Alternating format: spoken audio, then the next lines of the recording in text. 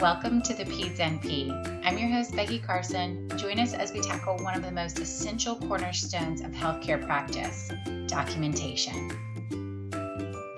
In this segment, we are only focusing on the outpatient note, so you'll have to check back for an inpatient perspective another time.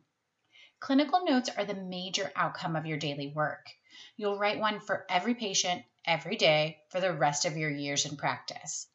So it's important to understand what's involved and the learned skill of documenting competently, accurately, and efficiently.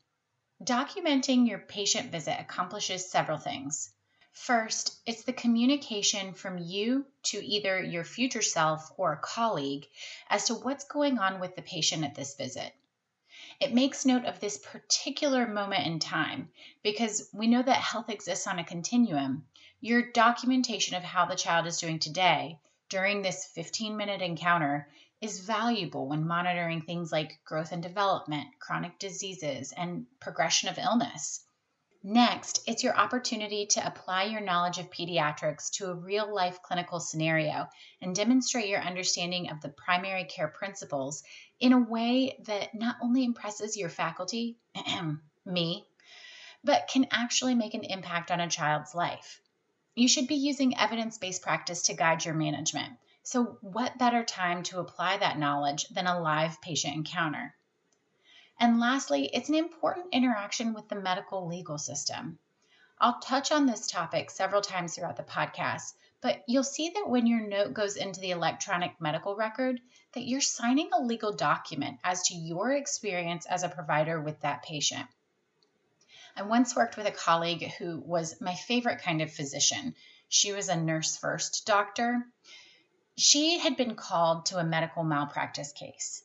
She explained to me how unapologetic the lawyers for the patient were, saying things like, "Well, doctor, you have a typo here. If you were so careless as to have a typo in the medical documentation, shouldn't we assume that you were also so careless in your medical decision-making of this case?" That experience shook her and shaped her in her way of charting, and that story has actually impacted me as well. For years after that, every time I wrote a note, I pictured myself sitting on the stand in a courtroom and defending my documentation to a judge. And then some years later, I had an unfortunate situation where one of my patients had severe decompensation as a progression of illness in the days after I saw her. But in my documentation on the day that I saw her, I had written under my physical exam under general that she was running around the room playing chase and that her mouth was covered in a candy bar she had eaten in the waiting room.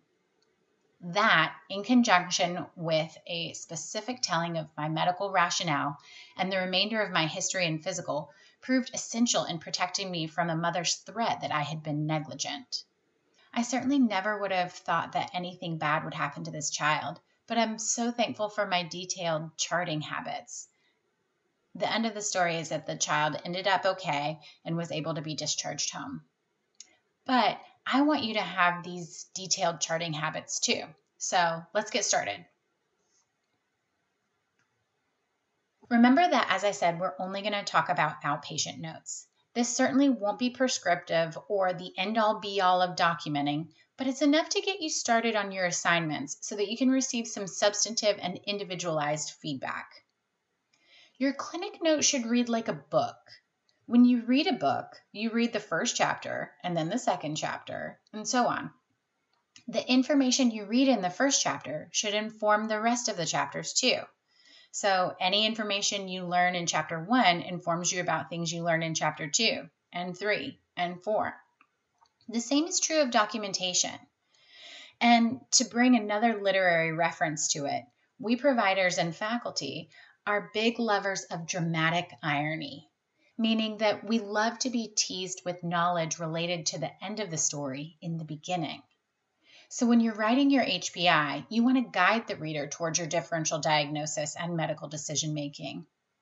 Everything that you choose to intervene on with this child should be justified in the documentation with either history or physical exam findings that warrant this workup, diagnosis, treatment, etc.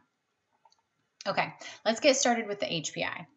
Your patient comes into clinic with the basics of, their name, age, sex, and a chief complaint. Before you even go see the patient, you can get some of your documentation done by reviewing the chart and the past medical history, nursing notes, and vital signs. I've gone into the room without doing this before and have inevitably regretted it when I stick my foot in my mouth or miss some giant essential detail. Don't be that person. Be better. Your HPI is a story of what's going on with your patient in their own words. This should be in layman's terms, meaning you can use words like redness instead of erythema. And you should include anything that happened related to the story up until the moment you walked into the room. If the patient vomited before you walked in the room, that goes in HPI. If they vomit during your exam, that's physical exam. You're going to tell the story. Be detailed but succinct. I know that's a really annoying task to require, but that's part of the skill. Make the story make sense and be as brief as possible. This might mean that chronological order works best, or you might need to write different paragraphs about different problems. I found that advanced practice nurses are great users of patient quotes. Use pertinent positives and negatives to guide the reader on your thought process, either towards or away from a certain diagnosis. And when you're writing a well child check note, be sure to include the different domains of development and their current status with accomplishing these milestones. You'll also want to include things like diet, elimination, sleep, safety, things like that go into a well child visit. Also included in the subjective part of the note is information like current medications and their dosage. This can either be one-time doses that they took that day or regular medications. Include allergies to medicines and immunizations. For my students, you'll need to list out the immunizations that they've had one by one. Something like DTaP times 3, Hib times 3, rotavirus times 2, etc. Because I know the immunization schedule, so it'd be fine for me to write immunizations up to date, but I don't know yet that you know the immunization schedule. So you've got to get regular practice with memorizing it. When I'm taking a history on a patient, I always ask if they're up to date, and the parents almost always say yes, even when they aren't, because they don't know the vaccine schedule by heart either. So after I say, "Are your immunizations up to date?" and they say yes, I clarify the last set that they've had. So for instance, if I have a 16-month patient, I ask, "Are their immunizations up to date?" Yes?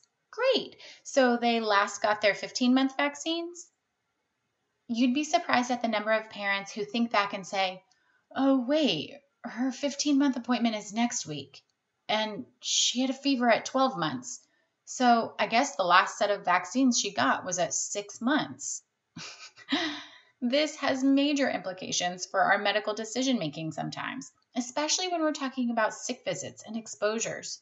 So it's important for you to memorize the schedule and get practice with applying it to your thought processes. There's a separate podcast elsewhere on the Peds NP about how to talk with vaccine hesitant parents, and I invite you to tune into that one too. Okay, I digress. Back to the HPI. You'll want to review their history, including any past medical history, past surgical history, family history, and social history. I love a good social history. It can include things like daycare, siblings, sick contacts, recent travel, school attendance and performance, extracurricular activities, family structure. The list goes on. All of these details certainly will not be pertinent at every single visit, but you're going to pull from your knowledge of what could go into a history to guide the reader toward more important information related to the visit. In family history, we're really only concerned with siblings, parents, and grandparents. I have mothers telling me all the time about their great aunt twice removed who had heart problems at 92, and I've got to guide the storytelling back to the immediate family. So now you're ready to move on to review of systems. The review of systems is an inventory of symptoms related to specific body systems. It's different from the HPI in that it includes questions about specific clinical symptoms, which the patient might have overlooked or forgotten, but the provider asked during the history. In practice, you'll see folks sometimes use the review of systems sparingly and write "see HPI for further details," or use phrases like all other systems reviewed and negative, because your review of systems can be written in the HPI section when using terms or phrases like positive cough or denies headache. While this is very pertinent for efficiency, completeness, and billing, my students should not use these phrases. At the same time, you'll want to avoid doing what we call double dipping, meaning that you put an item from the HPI in the review of systems too. This can be frowned upon by coders. In practice, in order to receive full credit for a complete review of systems, you have to have 10 systems documented. Lots of practices will have patients and parents fill out questionnaires about possible symptoms, and all they have to do is take a look at it and sign it in order to get credit for the review of systems. My students should get used to asking questions of their patient related to their chief complaint or reason for visit. It doesn't make sense to ask about chest pain for a patient who's here with ringworm on their hand, does it? I want you to get practice being thoughtful when taking your history and give yourself credit for the insightful questions that you ask. Okay, now you're ready to move on to the physical exam. I'll be brief here because you should have already taken a course on advanced assessment. It may be helpful to go back to your course notes and use them and the textbook to guide your documentation. But here are a few general rules on the objective portion of your note. You're going to start with the weight in kilograms. We always use kilograms in pediatrics because we use weight-based dosing for them. My students should also list percentiles of their growth based on the CDC or WHO charts for well-child visits.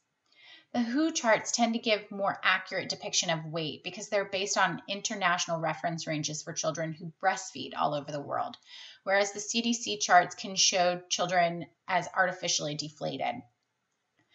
You'll need weight, length, and weight for length percentiles in younger patients and BMI in the older ones. Then you'll document your vital signs. This should include, at a minimum, heart rate and respiratory rate, because I know you can measure that with your own stethoscope. Then you'll document the physical exam, starting with a general observation and proceeding from head to toe. It's perfectly fine to document something that your preceptor said that they found, because it may take a while for you to hone your assessment skills in things like using the otoscope and ophthalmoscope. But remember that you are responsible and accountable for what you document. I had a student who documented that he did a complete fundoscopic exam on a 2-year-old presenting with diarrhea. I know very few providers who aren't pediatric ophthalmologists who would assert that they could not confidently complete that exam. And this is certainly not pertinent to diarrhea either. So it made me question everything he had written and whether he had actually even examined this patient properly at all. Furthermore, you need to make sure that you're commenting on pediatric age-specific findings. Don't write a newborn note without commenting on the fontanelles and sutures. Likewise, I'm going to wonder about your thought processes if you're telling me that this 2-week-old has no carotid bruits or jugular venous distension. Make the exam tailored to where the child is developmentally and physiologically. You can learn a lot from a child by just playing with them. You'll get into a rhythm, but I generally start with things that are least likely to bother them and end with what will make them scream. Examine them in the mom's arms if they're showing you signs of stranger anxiety. And listen first, palpate the belly, then look in their ears, which is going to make them scream. And then you can finish by looking in their mouth. And that brings us to the GU portion of the exam. Don't forget to look in the diaper. Older children need a GU exam too, and you should not skip over this just because the child has a sense of privacy and doesn't want to show you their private parts willingly. That's actually a good thing.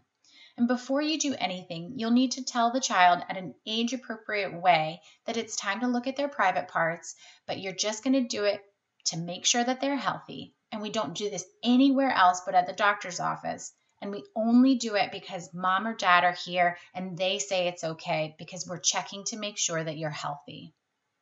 And then when you're done with the exam, make sure to tell them that they look normal and healthy, especially teenagers, because this is one of their biggest fears. Then document your findings using Tanner staging.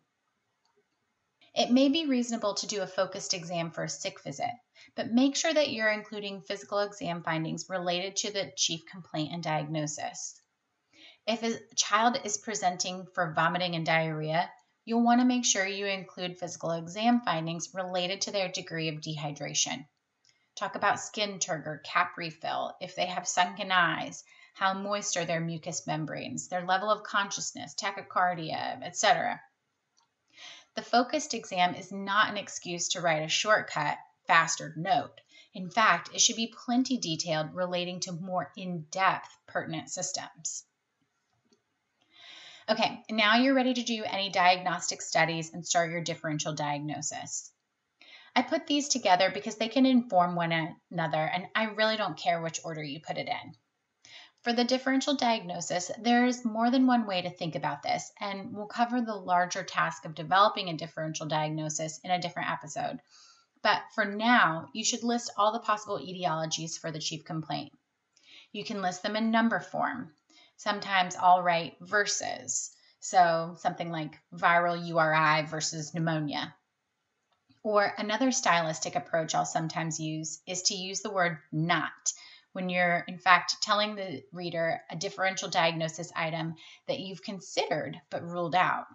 So you could say something like contact dermatitis versus impetigo, not abscess.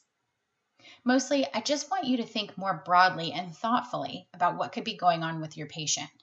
In a well child, you might not have another differential diagnosis, and that's perfectly fine.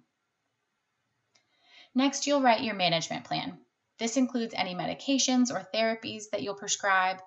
I want you to be specific and write their weight-based dose as a prescription, just as you would send it to the pharmacy. You'll write anticipatory guidance, patient education, and follow-up. Remember that I feel strongly about using strong, quantifiable return criteria for sick visits.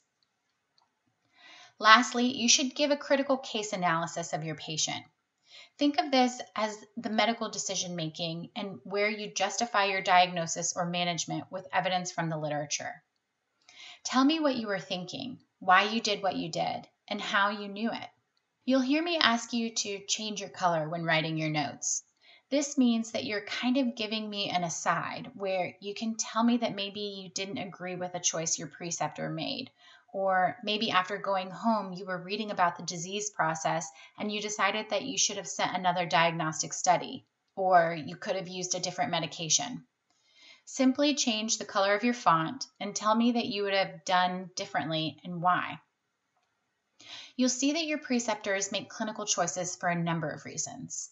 Maybe they are trying to keep customer service satisfaction high, so they send extra tests. Or maybe they had a patient 20 years ago that had a strange presentation, so they always do something in this one particular way. Or maybe they're trying to increase their billables. Whatever your reason, remember that you are not going to be tested in this course or on your boards on what your preceptor does. I care that you know the guidelines put forth by our national authorities on the issue, and that their recommendations are based on countless data points from peer-reviewed, evidence-based literature. If you fail to make that distinction or blindly follow bad practice, you'll be getting an email from me. Actually, you'll be getting an email from me anyway, because these notes are a great way for faculty to interact with students and work on the application of knowledge in the course to real patient scenarios. I'll write you notes in a different font color and we'll expect a response within a few days. We'll write back and forth until you've sufficiently demonstrated a mastery of the patient case. In the beginning, this might take a few volleys, but by the end, you'll simply get little pearls of wisdom that I have to share. Cite your sources and make sure to include them in your references. You should always have a reference section for every patient because at minimum, you're going to look at Bright Futures for well children and Harriet Lane for sick patients. You can take some shortcuts with copying and pasting some things, but just as I have to do in practice, anytime you copy something or use a pre-completed note, you have to read every single line to make sure that this is correct for this patient encounter. It's in these clinical notes that I can really see how well you're comprehending the didactic material and applying it to clinical. Do me a favor and don't be afraid to cherry pick an interesting patient. It gives me the opportunity to do more teaching with you while you're in the learning role, so that when you're out there on your own, you don't freak out when the same complicated patient walks through your door. You've already seen it before and thought through it really thoughtfully. I also want you to avoid writing the same note twice. You'll see tons of bronchiolitis, strep throat, and colds this winter. But you get one shot to write each note. Otherwise, I'll send it back to you and you're going to have to write another clinical note. Okay, that was a lot, but as I said, clinical notes are the major product of your work as a provider, and you should get used to writing them and writing them well. Don't expect perfection to start. In fact, they're going to take you about 10 times as long in the beginning because this is new for you. Be patient with yourself. I know you'll be so impressed with yourself by the end of the semester at what you're able to competently and confidently write. And when you're on your third cup of coffee on a late night, just remember, you're doing this for the kids.